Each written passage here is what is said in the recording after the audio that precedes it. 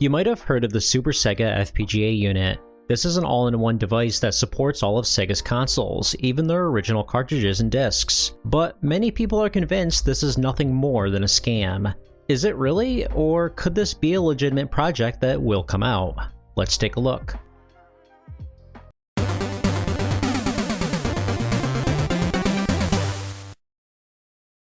What's going on? It's Podrez coming at you with another video.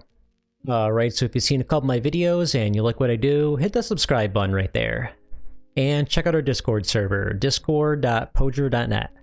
Alright, this will be an interesting topic. We're going to be talking about the SuperSega.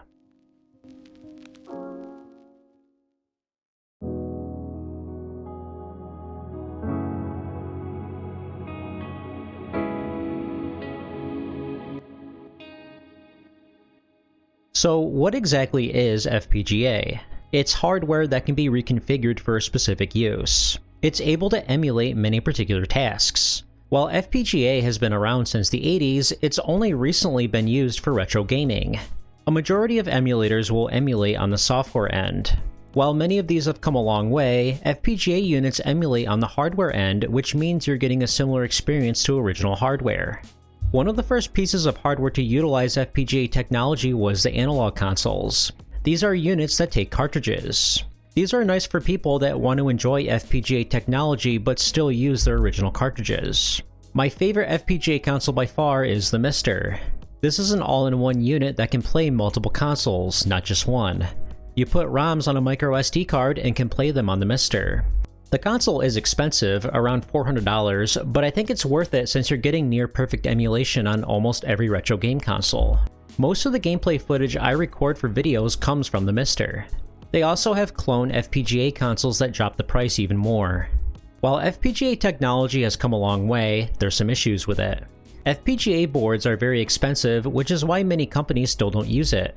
You're also most likely not going to see the benefits of using FPGA over software emulation. A lot of the advantages of FPGA are microscopic and most people won't notice or care about them. But with advancing technology, maybe we'll start seeing some cheaper FPGA units. I could see this type of technology being the new standard for retro game consoles. In late June of 2024, a new FPGA game console was announced called the SuperSega. According to the press release, this console will play cartridges and discs for all Sega consoles, including the Saturn and Dreamcast. The team behind the project would show us what the console looks like, the hardware inside, and even some information about the engineers behind it.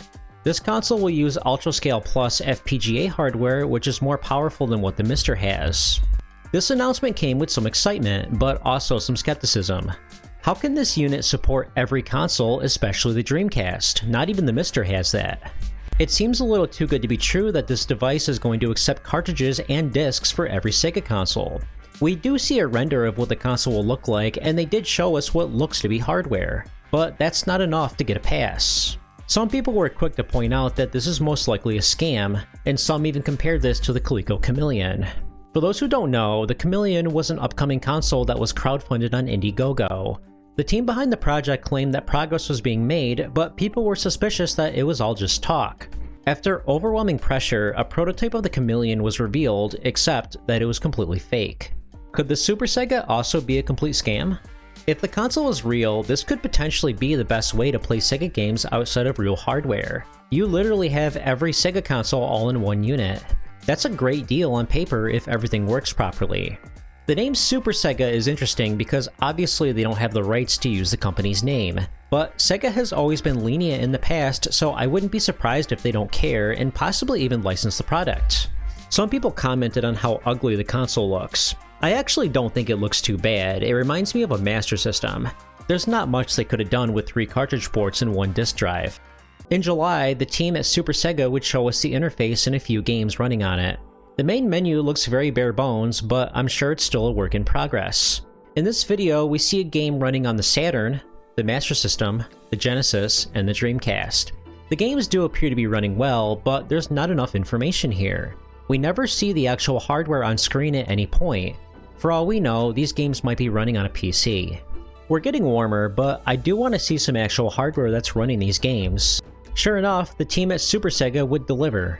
Except there were some red flags. The video starts off with the CEO, Alejandro Martin, showing us the hardware. Then we get a demonstration of it in action.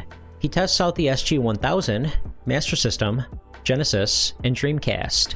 We do see Martin inserting the cartridges, and the hardware is shown during the gameplay, so on paper it seems like this is the real deal. Except, why aren't his hands being shown while he's playing the game? Notice that there's a cut before the games boot up, and notice how much trouble Martin has with inserting the games in the unit.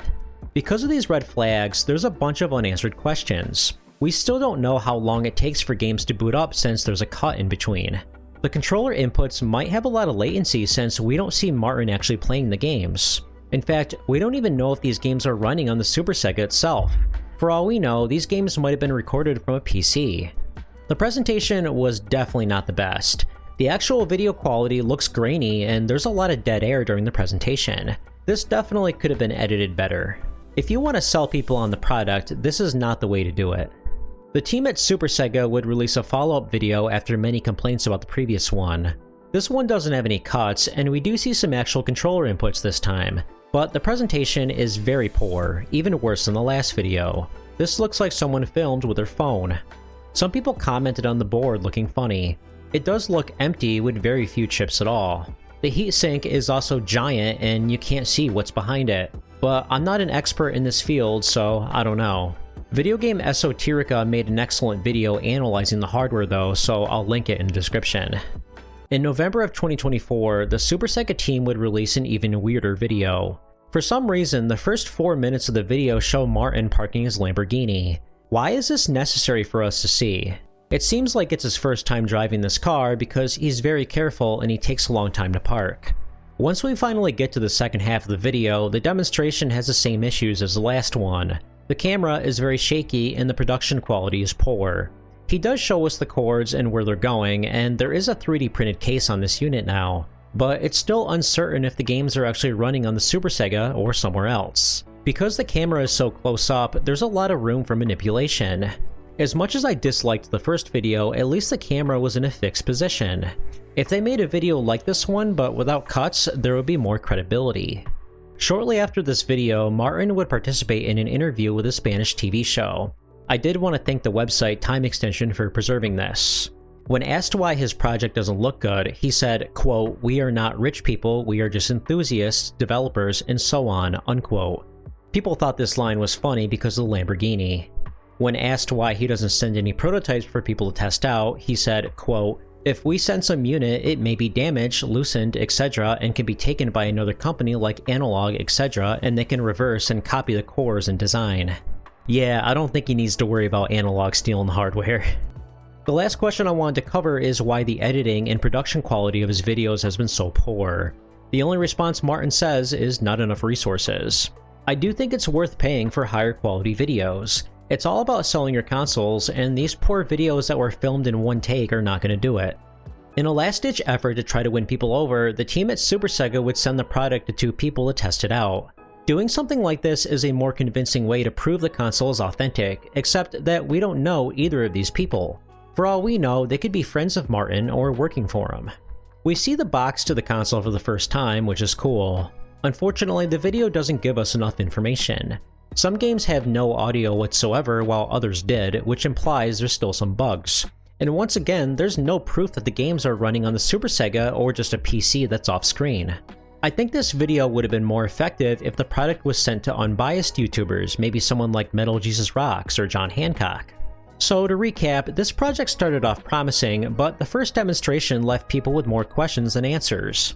The follow-up videos didn't clear up any of the unanswered questions and only killed the credibility of the team behind the project further. Some YouTubers like RGT85 were originally on board with the SuperSega, but immediately decided they were out after the first demonstration video. Let's talk about the name again, SuperSega.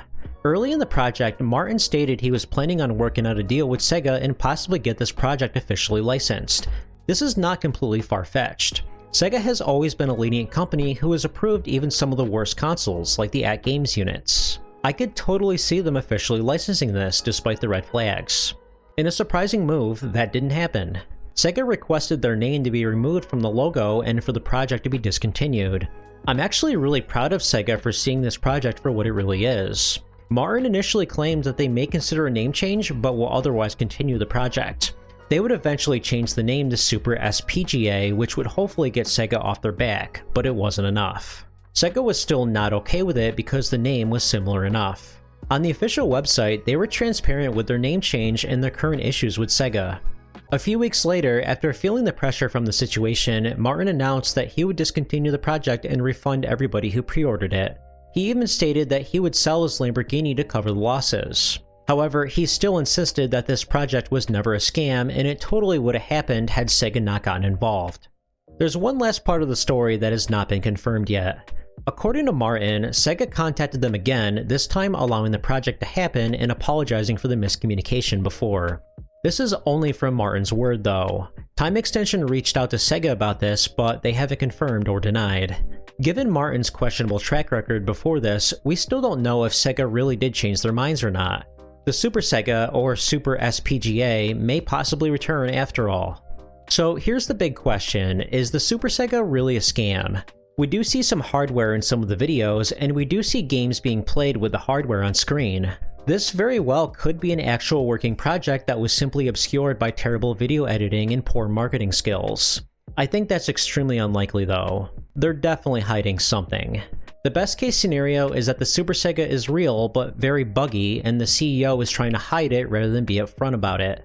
The most likely scenario though is that the project was too ambitious. The hardware is most likely fake and the games are not actually running from the SuperSega. It's possible that this project was originally legitimate, but when they realized how impossible it would be, they already gained a lot of support at that point, so they decided to make this piece of garbage prototype that's just for show. Let me know in the comments, do you think the SuperSega is legitimate or a scam?